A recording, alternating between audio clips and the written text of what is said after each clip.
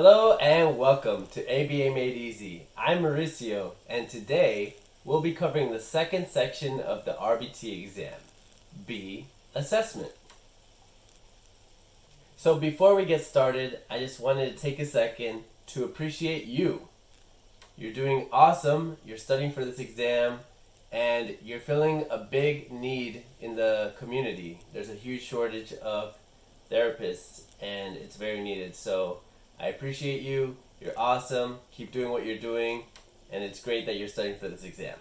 So if you're finding these videos useful so far, hit the like button down below and consider subscribing to get notified when I upload new videos.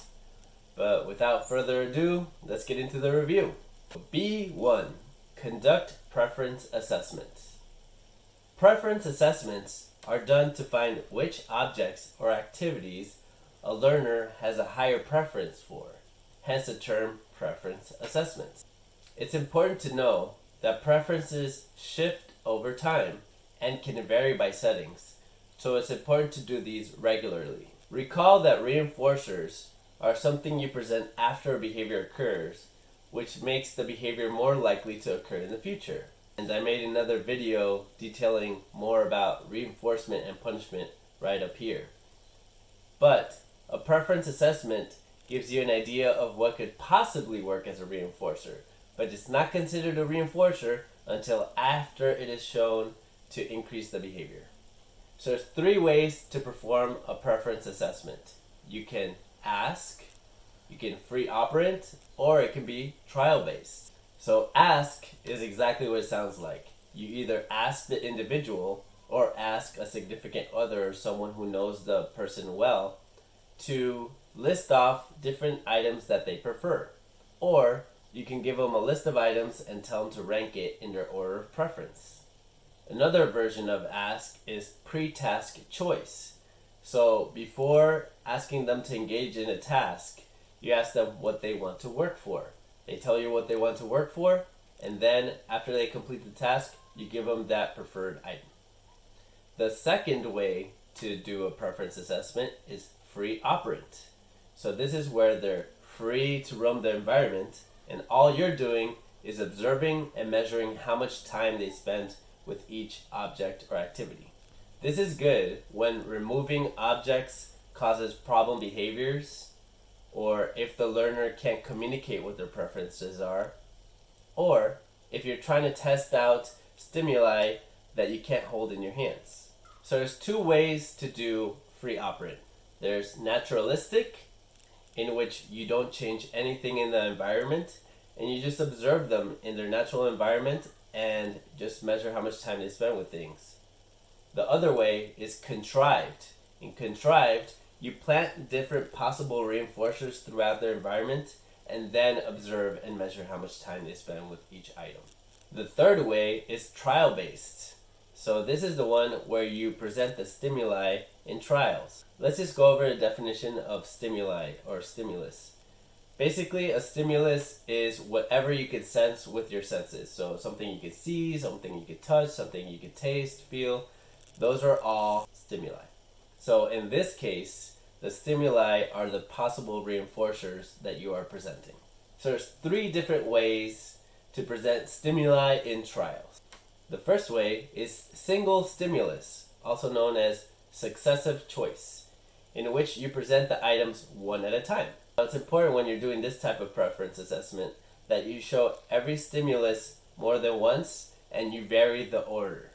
The second way is paired stimuli, or forced choice, where you're forced to choose between 2 objects, kind of like our 2-party system in the United States. So like I said, you have to show 2 stimuli at the same time and have them choose.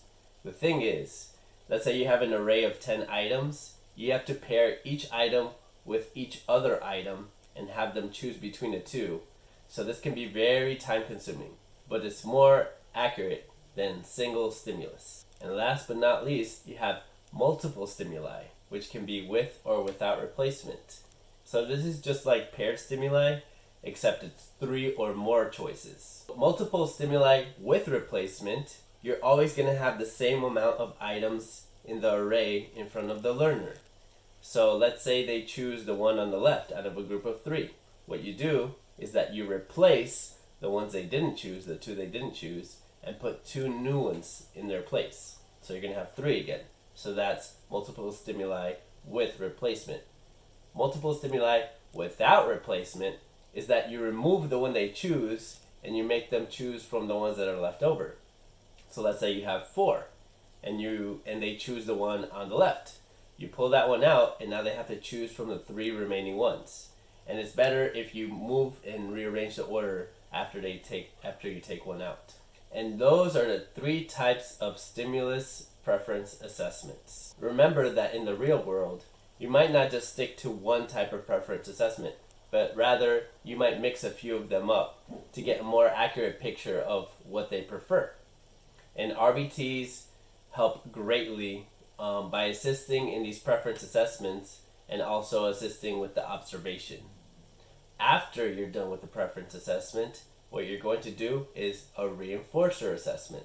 So you're going to take those preferred items, present them after a behavior occurs, and see how strong they are as reinforcers to increase that type of behavior. And that's how you know that they serve as an effective reinforcer. Okay, B2, assist with individualized assessment procedures. So a reminder of what assessments are in general. Assessments are the process of gathering information. So in ABA, you can use assessments for finding preferred items like we talked about earlier, assessing which skills are in a learner's repertoire, and also to measure progress over time. For this section, just know what an RBT's role is during assessments. So it's important to know that RBTs do not conduct assessments on their own. This is the job of BCBAs or BCABAs. They choose which assessment's going to be used, when they're going to record, and they conduct the bulk of the assessment on their own. And RBT roles is to assist with these assessments. And this assistance by the RBT is so important and so crucial because an RBT is the one that spends the most time one-on-one with the kid. So they've developed a lot of rapport and instructional control, and they're usually liked best by the kid. So they'll listen to what you have to say. So the ways that you can help are collecting data during an assessment, helping conduct the assessment alongside a supervisor, trialing new skills that you don't know if the learner knows, this is also known as probing, and communicating progress made by the learner to your supervisor. B3, assist with functional assessment procedures. Every behavior has a purpose, also known as a function. The 4 you have to know are attention / social positive, tangible, escape avoidance, and automatic.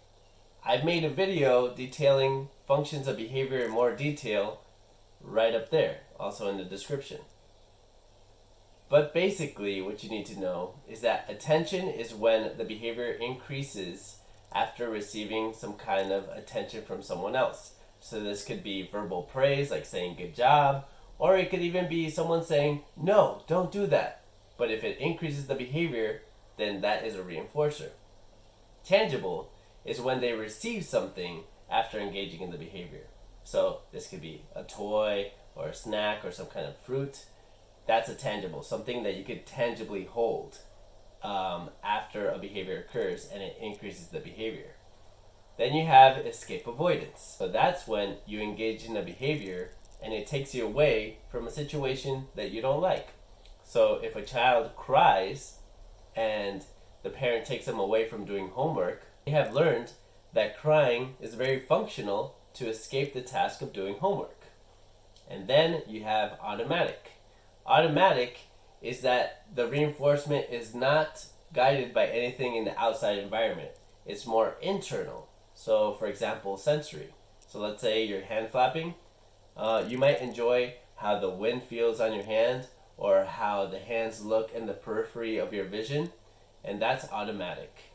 So how do you find out what the function of a behavior is? You do a functional behavior assessment. So there are 3 types, and they're very similar in style to the preference assessments we spoke about earlier, but these are to find the function of the behavior. The first one is indirect assessment, and that's when you ask or interview the individual or people that are very familiar with the individual. Another way is direct or descriptive assessment, and that's when you allow them to be in the environment and you don't manipulate anything in the environment. You're just observing and seeing what occurs before and after the behavior to see what the function could be. Then you have functional or experimental analysis, and that is when you manipulate the environment and change the antecedents, which is what occurs before a behavior, and consequences, which is what occurs after a behavior. This is the ABC in behavior analysis: antecedent, behavior, consequence. And so you manipulate what happens before and after to see what the function of that behavior is. And once you find out what the function of the behavior is, your job is to find a more acceptable alternative behavior that can replace that behavior and serves the same function. So for example, that kid who learned to cry to leave the table during homework, an alternative behavior could be asking for a break. So, "Mom, can I have a break?" is more acceptable than crying. So we teach them to use asking for a break, which serves the same function of escape from the homework. That's about it. Let's do a quick recap, and I'm going to read down here from time to time to check out my notes, make sure I don't miss anything. So, preference assessments are done to find possible reinforcers. They're done in 3 ways: by asking, free operant, and trial-based. Asking, you just ask or do a survey. Free operant, they are free to explore. Trial-based, you present the items, either single, paired, or multiple, which is 3 or more, and multiple can be with or without replacement. These preferred items are only considered reinforcers after they are shown to increase the likelihood of that behavior occurring in the future. As an RBT, it is not your job to choose the assessment, but you play a crucial role in assisting with assessments since the learner probably likes you best. And know that every behavior has a function, and the way you find that function is with a functional behavior assessment. And the way you tease it out is in 3 different ways. You can do an indirect assessment, which is interviewing or giving questionnaires to individuals familiar with the learner. Direct or descriptive assessment, where you're observing behavior in the natural environment and not manipulating. This includes ABC data, antecedent, behavior, consequence data. And functional/experimental analysis, where you're manipulating the environment by arranging antecedents and consequences to determine the function. Alright, you've reached the end of the video. Congratulations! Here's some reinforcement to reward you for your hard work. Cute enough? I might change it up from video to video. But yeah, keep going. You're almost there. You're done with section B. Next section is going to be a little bit longer, so I'm going to split it into 2 videos, part 1 and part 2. It's a long one, but it's pretty important. It's the bulk of the exam, so be prepared for that. Alright, so thank you for joining. Subscribe if you haven't done so already, and I'll catch you in the next one.